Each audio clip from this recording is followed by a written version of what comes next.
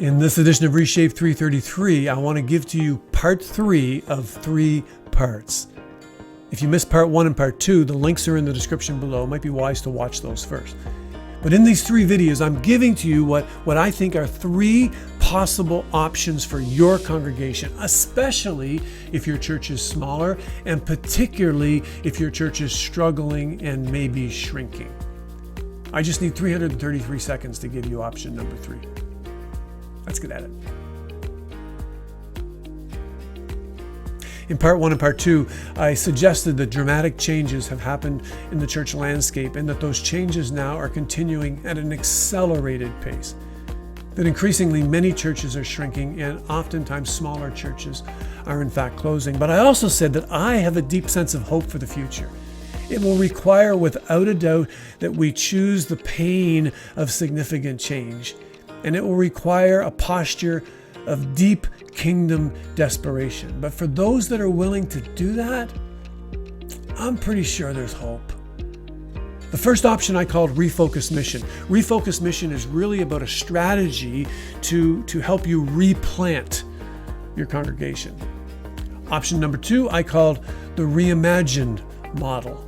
And option number 2 is really about shifting your strategy about how you be the church in your neighborhood.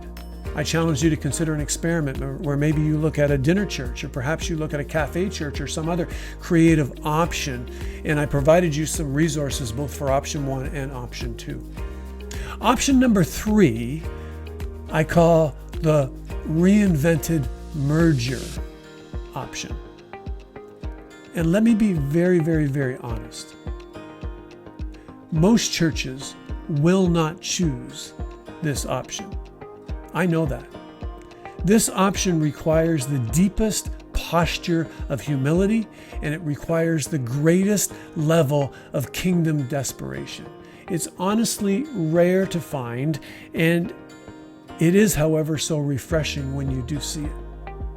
The Reinvented Merger option is where a church says,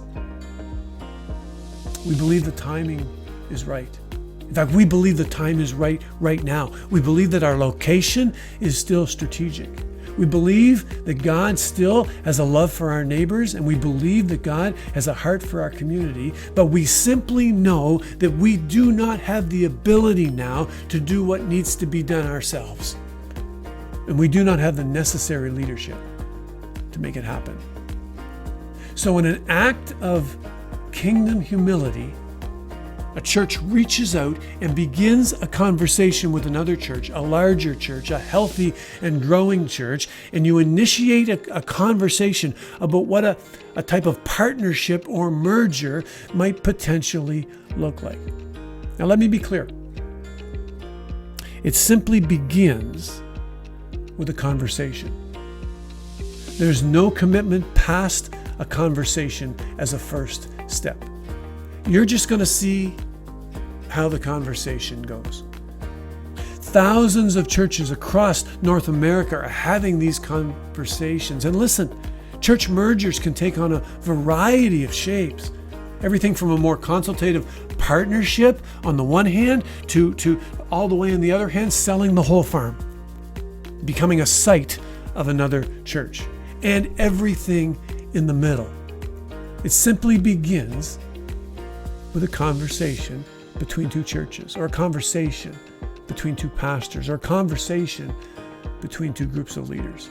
Merger stories are increasing, and mergers are an effective way to bring new life to a struggling congregation. It's all about embracing a spirit of interdependence in the body of Christ and stepping away from a firm grip on our independence. And so I'd ask you, is a reinvented merger a conversation that your church may need to consider? There's a link in the description. It will take you to a document that I wrote called A Third Way, Considering Multi-Church Collectives.